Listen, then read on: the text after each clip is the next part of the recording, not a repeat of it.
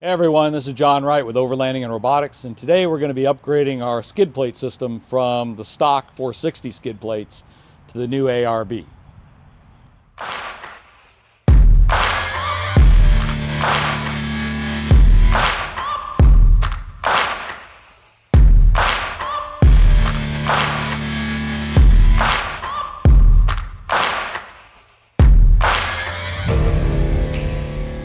We bought the ARB skid plates with our own money, and we were not sponsored. I'll give you a fair review of how the install goes. Okay, so why am I upgrading our skid plates? This is the old one. I've already removed ours off the GX, and I did that so I can show you clearly why I want to do this. You can see this is all rusted out here. You got holes up here. I got the screen pushed in. I've got several dings. It's been decent. The OEM's fine, but it's not as rugged as some of the other products on the market. So it's time to replace these. And while you take them off, this might be a great time to go and clear out any mud that you have built up in there. I had some I didn't even realize where it was at. And also time to go in there and do some maintenance. We did the fluids all throughout the vehicle yesterday. And also we're going to do, before we begin with the install here, make sure we hit the zerks on the drive shafts. Note that on the stock OEM skid plates that this little section back here is actually plastic. I didn't really like this. And you can see with the new system from ARB that we have much more protection on the transmission all the way back. Okay, just a moment to talk about the options.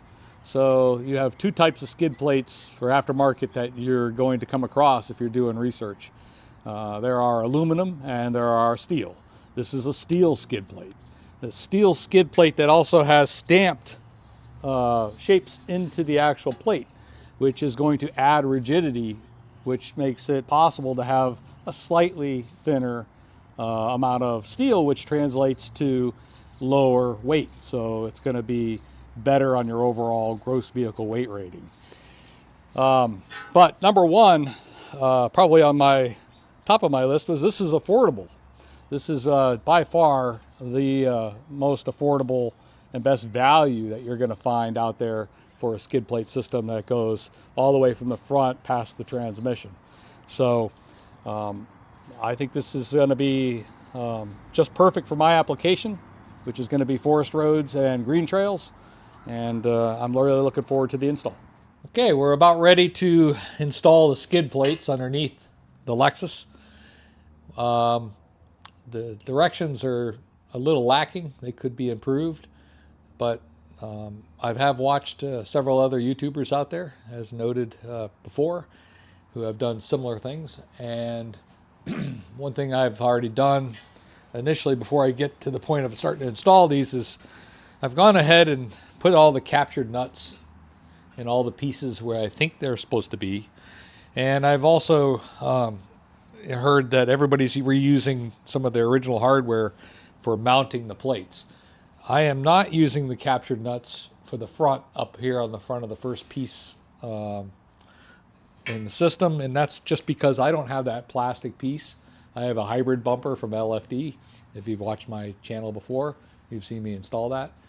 But I'm not going to do that because I don't have that piece in there, but that would be what you'd need to connect up to the plastic in the front of your GX.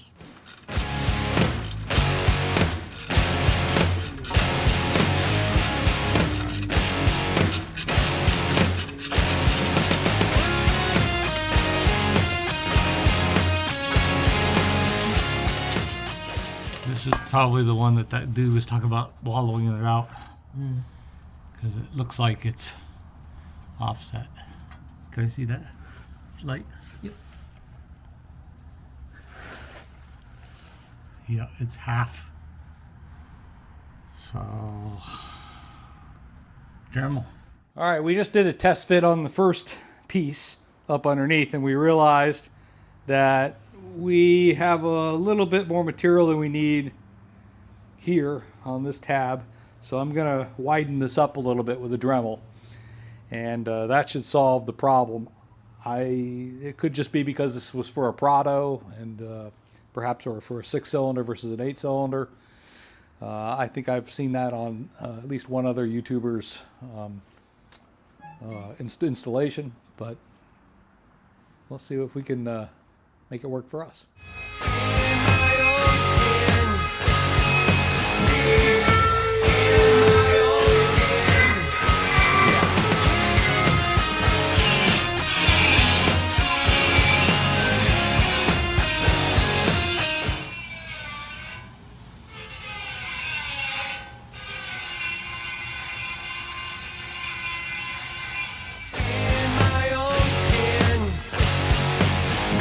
Okay, so I just installed the cross member on the GX. Now, this was a bit of a bear. First thing you had to do is determine which of these holes on the left side do you use. The directions are kind of lacking. I did watch some other folks that did this that had YouTube videos, and first gentleman I watched said to use the lower ones. Well, I did that and they didn't work. I tried the upper ones and they work. And then I debated whether or not I was going to keep the shroud, which, let me grab this right here. There it is.